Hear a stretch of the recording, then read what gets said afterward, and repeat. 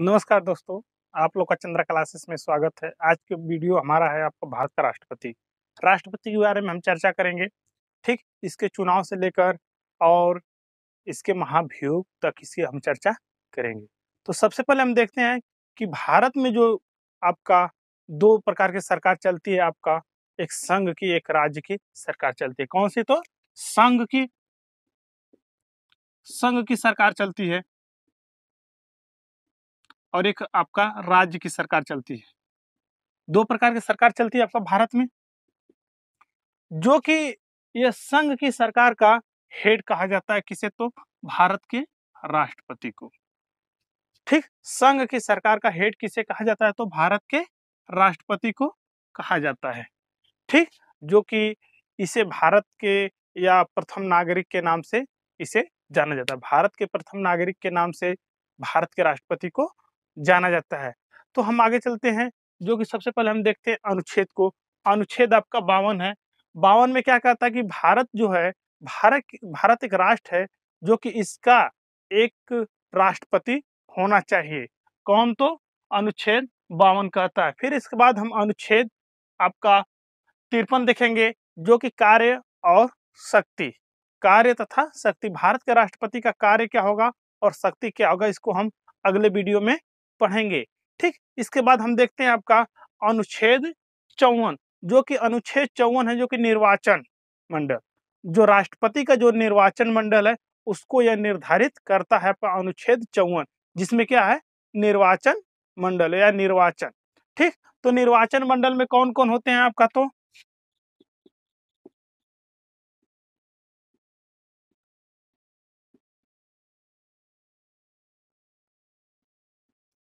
निर्वाचन मंडल में होगा आपका 4 पार्ट होते हैं निर्वाचन मंडल के।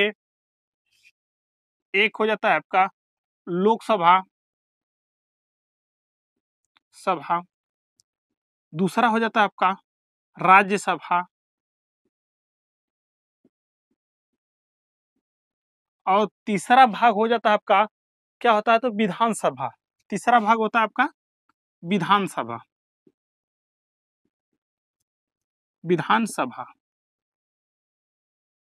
और चौथा भाग हो जाता है आपका केंद्र शासित प्रदेश।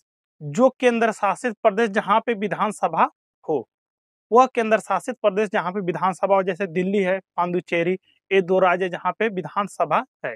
ठीक, तो हो जाएगा आपका दिल्ली, दिल्ली, पुडुचेरी के विधानसभा।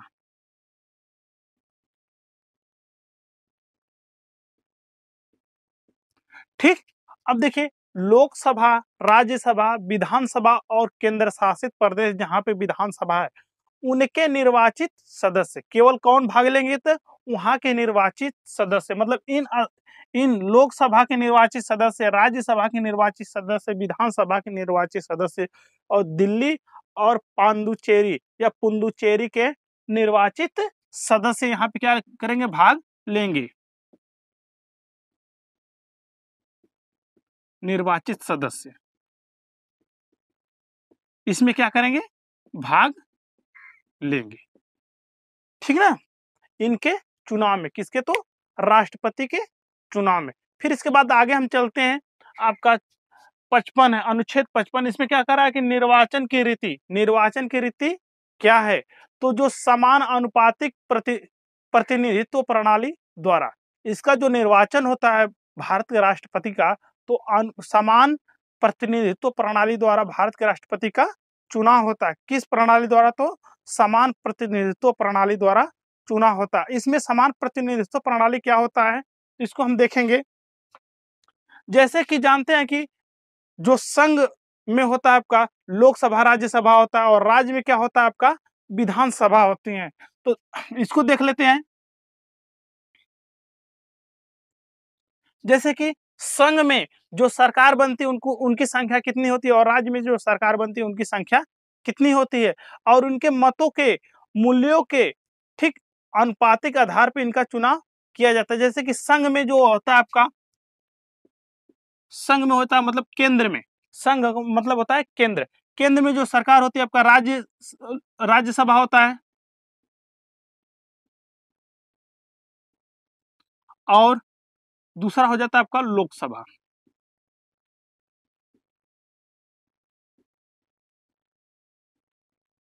ठीक, ये सांसद जो होते हैं इन्हीं को सांसद कहते हैं। ये सांसद जो होते हैं इनकी जो संख्या होती है केंद्र में आपका कितनी हो जाती है, तो 776। ठीक, ये लोग राष्ट्रपति के चुनाव में भाग लेते हैं। फिर इसके बाद राज्य में होते हैं जो विधानसभा होती है, क्या होती है, तो विधानसभा। अब हर राज्यों में विधानसभा की संख्या को अगर हम जोड़ेंगे तो उनकी संख्या हो जाती है राज्य में, तो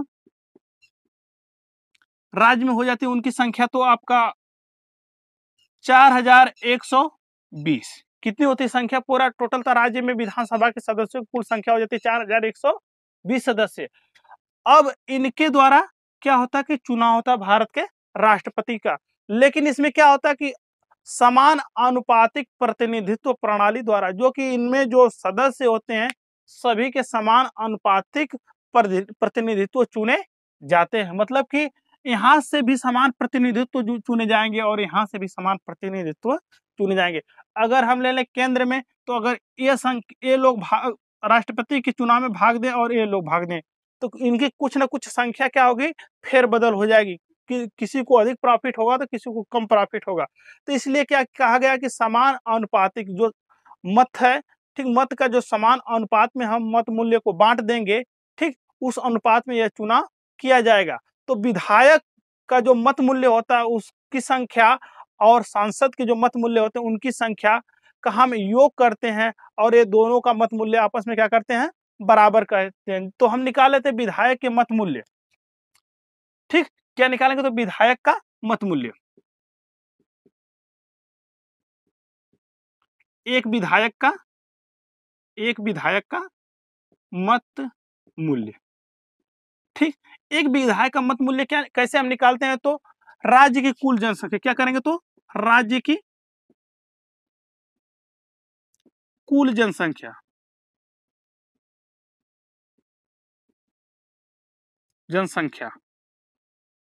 और बटे उस राज्य में, ठीक, उस राज्य में विधानसभा के कुल निर्वाचित सदस्य, उस राज्य में विधानसभा के कुल निर्वाचित सदस्य।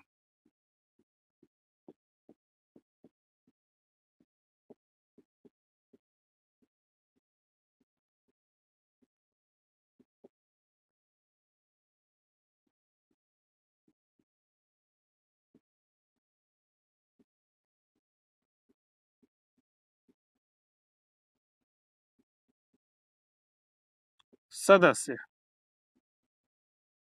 ठीक, उस राज्य में विधानसभा के निर्वाचित कुल सदस्यों की संख्या। तो इसमें हम, और इसके बाद हो जाएगा आपका गुणे 1/1000। अब 1/1000 क्यों होता है इसको हम देखेंगे। सबसे पहले मान लेते हैं कि जैसे भारत उत्तर प्रदेश में है, ठीक, उत्तर प्रदेश में मान लेते हैं कि कुल जनसंख्या आपका है, ठीक, मान लेते उत्तर प्रदेश में 10 लाख जनसंख्या है और विधानसभा में जो कुल निर्वाचित सदस्य हैं, ठीक, उनकी संख्या मान लेते हैं हम कितना है आपका, तो 10 है, ठीक, कुल है तो 10 है। अगर इससे हम भाग देंगे तो जो आंकड़े निकल कर आएंगे बहुत बड़े आंकड़े निकल के आएंगे, ठीक, जो कि इस आंकड़े को कम करने के लिए, ठीक, जो कि इस आंकड़े को कम करने के लिए कि जो कि आसानी से हम इसका गणना कर सकें, तो इसलिए इसमें 1/1000 का क्या कर दिया गया, गुणा कर दिया गया, जिससे कि इसके आंकड़े छोटे निकल कर आए, जैसे कि हम गणना इसे आराम से कर सके। इस तरह से आप एक विधानसभा के मत एक विधायक के मत मूल्य आराम से निकाल सकते हैं। ऐसे एक विधायक के मत मूल्य निकालेंगे, फिर इसके बाद एक सांसद के मत मूल्य कैसे निकालेंगे, ठीक, एक सांसद के जो मत मूल्य कैसे निकालेंगे, सांसद के मत मूल्य, ठीक, एक सांसद के मत मूल्य कैसे निकालेंगे, तो कुल विधायकों का मत मूल्य, ठीक, कुल विधायकों का मत मूल्य, ठीक, तो यहां पे लिखेंगे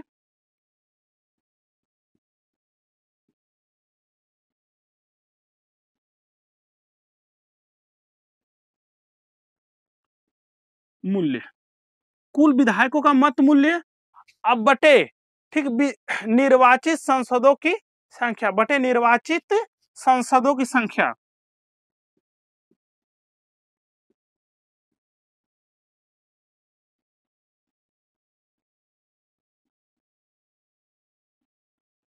संख्या इस तरह से, इसमें किसी भी प्रकार का गुणा भाग नहीं करेंगे, इस तरह से इनके मत मूल्य निकाल सकते हैं। एक विधायक का मत मूल्य और जो राष्ट्रपति के चुनाव में भाग लेते हैं, और एक संसद का मत मूल्य जो कि राष्ट्रपति के चुनाव में भाग लेते हैं, ऐसे इनका मत मूल्य हम निकाल कर, जो कि लोकसभा में और राज्यसभा में कुल सांसदों की संख्या हो जाती है आपका, लोकसभा में, ठीक, और राज्यसभा में कुल सांसदों की संख्या कितनी हो जाती है, तो 776 हो जाती है, ठीक।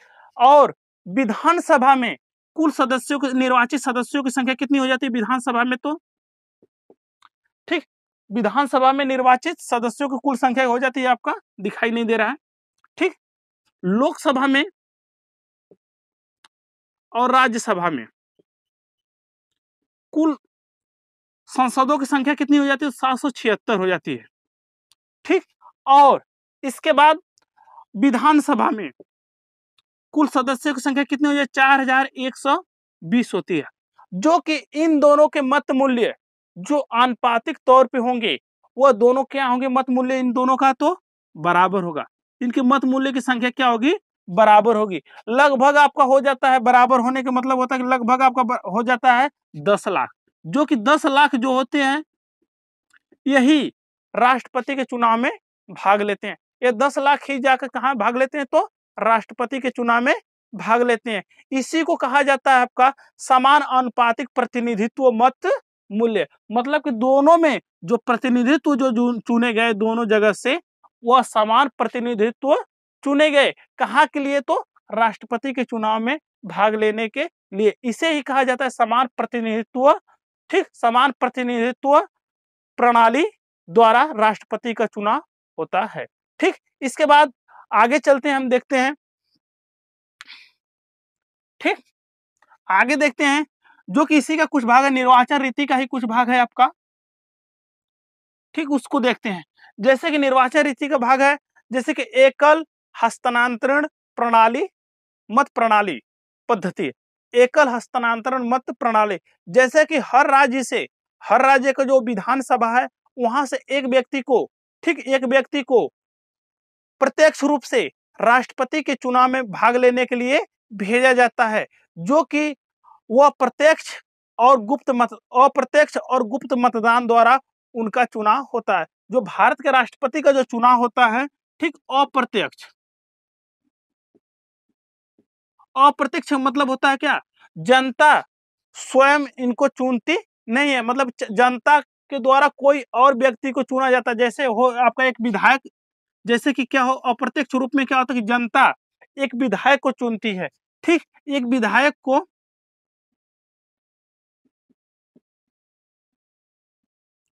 ठीक, विधायक को कौन चुनती है, तो जनता चुनती है। और ये विधायक जो निर्वाचित होकर जाता है, ये विधायक जो निर्वाचित होकर जाता है किसको चुनता है, तो राष्ट्रपति को, राष्ट्रपति को। तो डायरेक्ट तो जनता चुनती नहीं है, चुनती तो है क्या, ये विधायक जाकर क्या करते हैं, चुनते हैं राष्ट्रपति को। इसलिए कहा जाता है कि भारत के जो राष्ट्रपति का जो चुनाव होता है अप्रत्यक्ष रूप से होता है, और कैसा होता है, तो गुप्त होता है। कैसा होता है, तो गुप्त रूपी मतदान होता है, जो कि सभी पार्टियों में यह चर्चा हो जाती है कि कौन किसको मत देगा। लेकिन कहा जाता है कि भारत के जो राष्ट्रपति का जो चुनाव होता है वो अप्रत्यक्ष रूप से होता है और गुप्त मतदान द्वारा भारत के राष्ट्रपति का चुनाव होता है। लेकिन इसमें जैसे कि विधानसभा या संसद का चुनाव होता है, तो उसमें क्या होता है कि यह निर्धारित हो जाता है कि जो व्यक्ति अधिक मत पाएगा वही इसका मतलब कि वही विजयी होगा।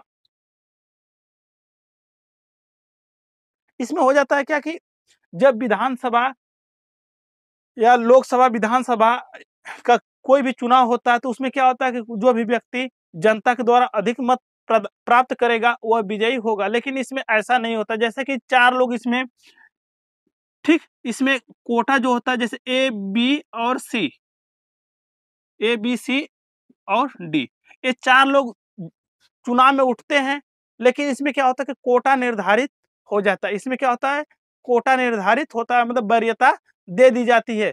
जैसे कोटा निर्धारित का मतलब ये चीज होता है कि जो पूरा मत होता है, ठीक, पूरे मत का आधे प्लस एक, एक मतलब एक व्यक्ति, दो व्यक्ति या 4 व्यक्ति अधिक हो। जैसे कि कुल मत, कुल मत, कुल वैध मत,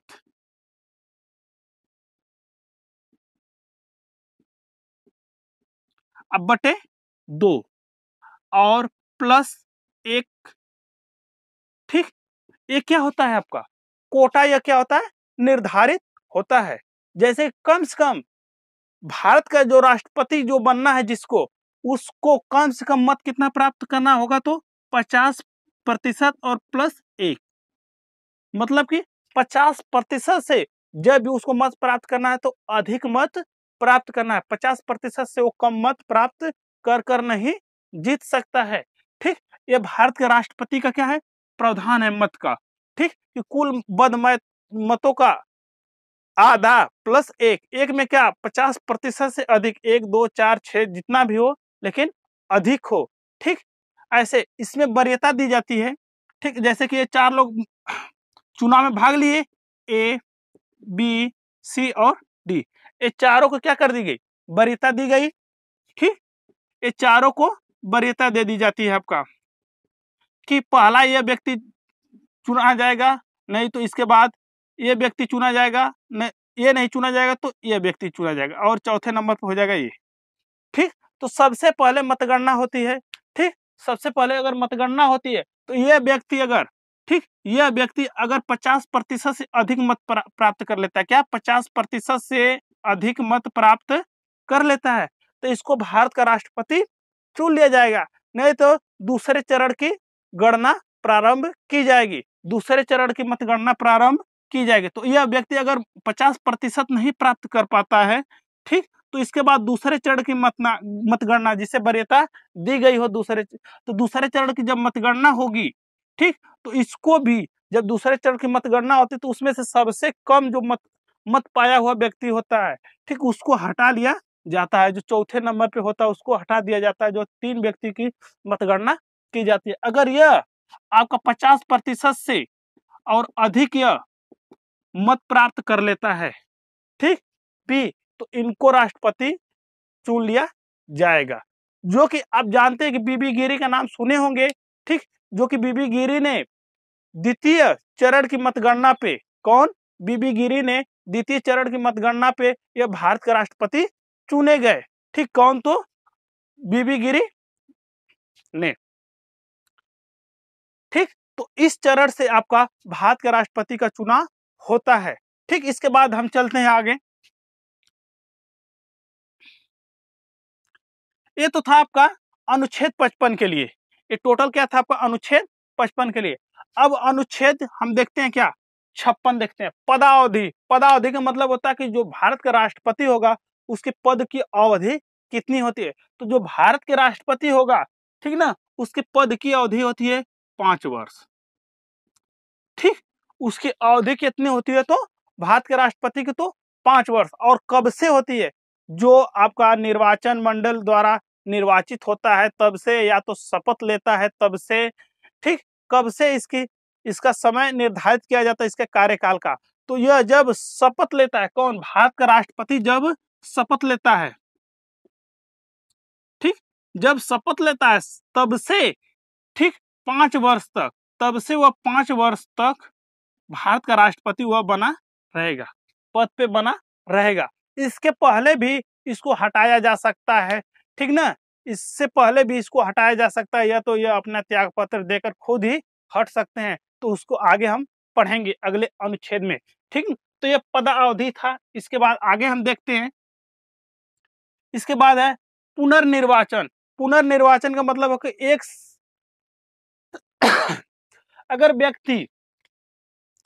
एक व्यक्ति, भारत में यह प्रावधान किया गया कि भारत का जो एक व्यक्ति एक से अधिक बार वो भारत का राष्ट्रपति बन सकता है, इसकी कोई सीमा निर्धारित नहीं की गई है। मतलब कि एक व्यक्ति एक से अधिक बार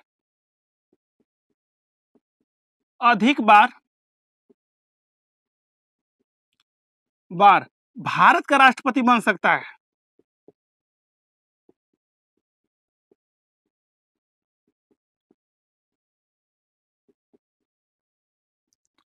एक से अधिक बार क्या बन सकता है, तो भारत का राष्ट्रपति यह बन सकता है। किसमें, तो पुनर्निर्वाचन में। इसमें कोई सीमा निर्धारित नहीं किया है। जैसे कि यूएसए वगैरह ले लें तो वहां पे सीमा निर्धारित की गई कि एक व्यक्ति है जो सिर्फ अधिकतम 2 बार ही भारत का राष्ट्रपति बन सकता है। लेकिन भारत में ऐसा कोई प्रावधान नहीं, कोई भी व्यक्ति हो वह भारत का राष्ट्रपति एक से अधिक बार वह बन सकता है। ठीक, इसके बाद आगे हम चलते हैं। इनकी योग्यता क्या होनी चाहिए, भारत का राष्ट्रपति बनने के लिए इनकी योग्यता क्या होनी चाहिए। ठीक, तो इसको हम देखते हैं। जैसे कि भारत का राष्ट्रपति बनने के लिए वह भारत का नागरिक हो। इसकी योग्यता क्या होनी चाहिए, तो वह भारत का क्या हो, नागरिक हो। कहाँ का, तो भारत का नागरिक हो। ठीक, और वह अपनी आयु 35 वर्ष पूरा कर लिया हो। 35 वर्ष आयु पूरा कर लिया हो। वो अपनी आयु कितना पूरा कर लिया हो, तो 35 वर्ष अपनी आयु पूरा कर लिया हो। और उसके बाद वो लोकसभा का सदस्य बनने की योग्यता रखता हो। वो लोकसभा या राज्यसभा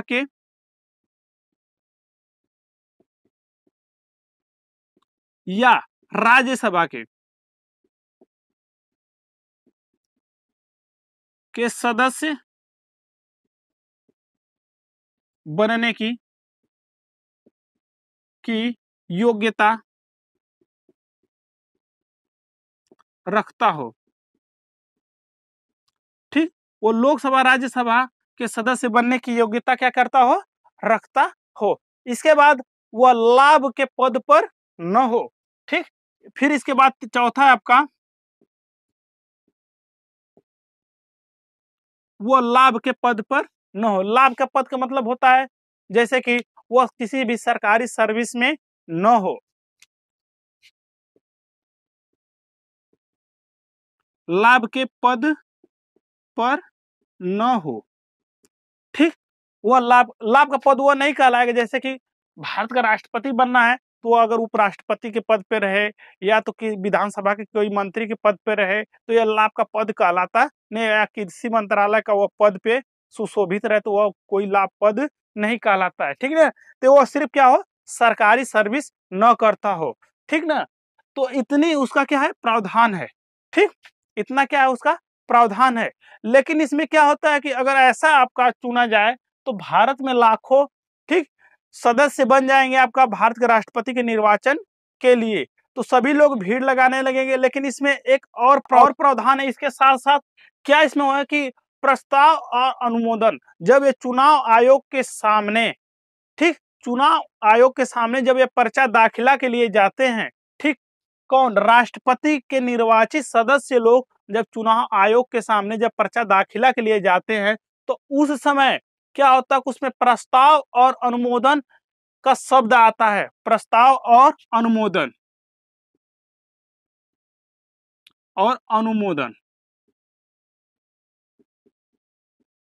ठीक, प्रस्ताव और अनुमोदन।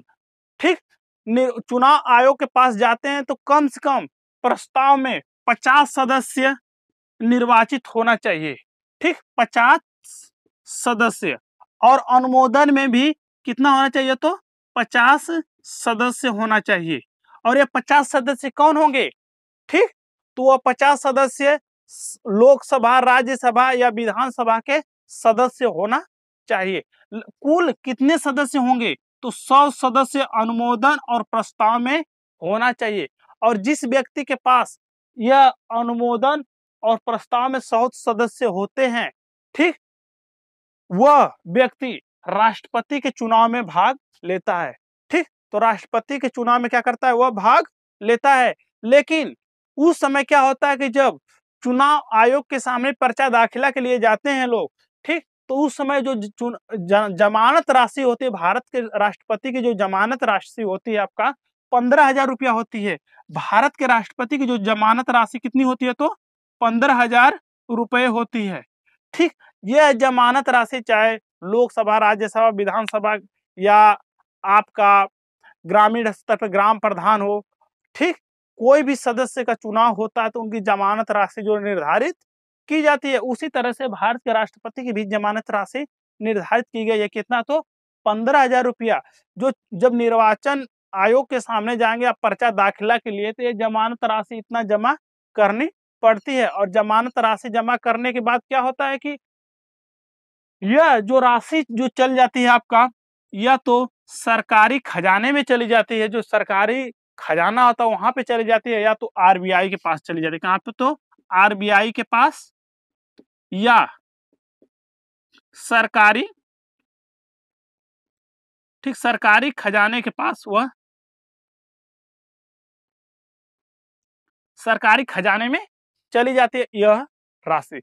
चाहे कोई भी चुनाव होता है तो जो जमानत राशि होती है वह सरकारी खजाने में जाती है। कब जाती है, जब व्यक्ति पूरे मत का, पूरे वैध मत का अगर 1/6 भाग, पूरे वैध मत का 1/6 भाग अगर वह मत प्राप्त नहीं करता है, तो उसके द्वारा जो राशि जमा की गई होती है जमानत राशि के रूप में, वह जब्त कर ली जाती है।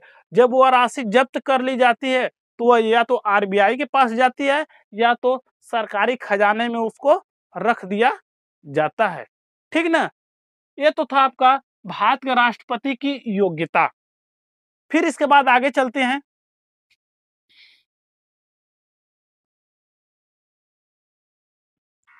इसके बाद है आपका शपथ। शपथ में कौन होता है, जैसे कि जब भारत का राष्ट्रपति का चुनाव भी हो गया, ठीक, और मतगणना सब हो जाता है, तो उसके बाद इसको क्या किया जाता है, भारत के राष्ट्रपति को शपथ दिलाया जाता है।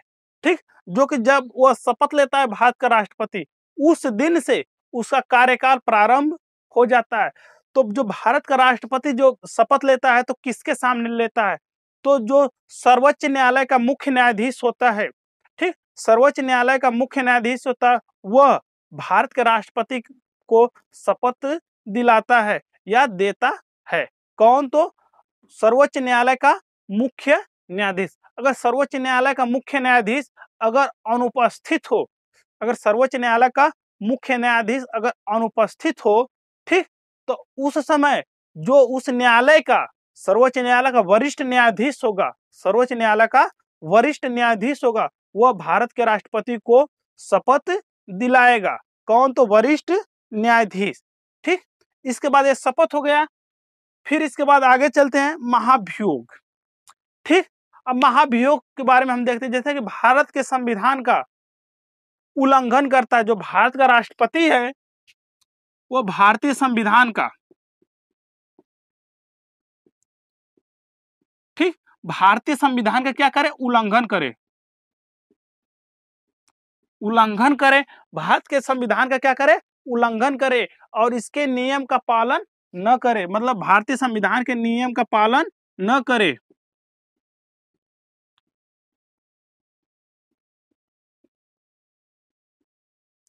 भारत के संविधान के नियम का पालन न करे, और इसके बाद क्या होता है कि जब ये उल्लंघन करता जाता है, भारत के संविधान का जो नियम कानून है इसका उल्लंघन करता है, इसका पालन नहीं करता है, तो भारत के जो सांसद है, आपका सांसद है लोकसभा राज्यसभा, उनके द्वारा यह प्रस्ताव लाया जाता है। महाभियोग का प्रस्ताव कोई भी ला सकता है, चाहे लोकसभा हो या राज्यसभा, सबसे पहले कोई भी इसमें प्रस्ताव ला सकता है। जैसे कि लोकसभा प्रस्ताव लाता है तो अपने प्रस्ताव को पास करने के लिए राज्यसभा में पेश करता है। जब राज्यसभा उस प्रस्ताव को पास कर लेता है तो वह महाभियोग राष्ट्रपति के ऊपर लगाकर राष्ट्रपति को हटा दिया जा सकता है। लेकिन उससे पहले एक क्रिया होती है कि जब यह महाभियोग लाना होता है राष्ट्रपति के ऊपर, तो राष्ट्रपति को 14 दिन पहले, कितने दिन पहले, 14 दिन पहले राष्ट्रपति को क्या कर दिया जाता है, सूचना दे दिया जाता है कि आपके ऊपर महाभियोग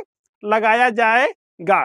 ठीक ना। तो राष्ट्रपति अगर बहुमत प्राप्त कर लेता है तो वो अपने पद पे बना रह सकता है, लेकिन वो बहुमत नहीं प्राप्त कर सकता पाता है तो उस समय उसको महाभियोग लगाकर उसके पद से हटाया जा सकता है।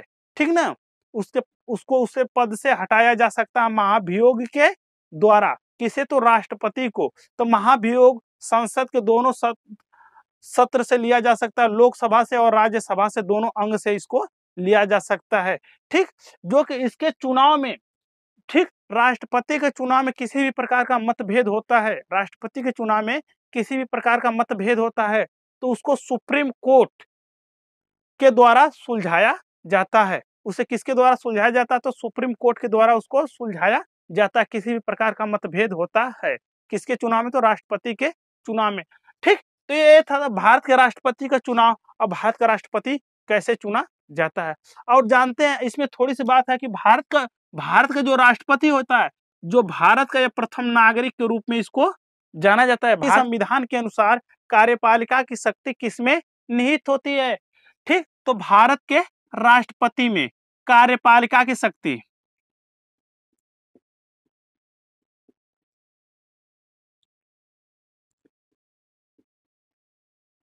ठीक, कार्यपालिका की शक्ति किसमें निहित होती है? भारतीय संविधान के अनुसार तो राष्ट्रपति में निहित होता है। लेकिन अगर पूछे कि वास्तविक कार्यपालिका की शक्ति किसमें निहित होती, क्या पूछे? तो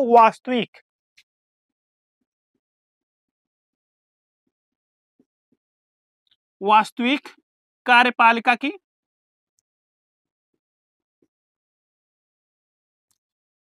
शक्ति किसमें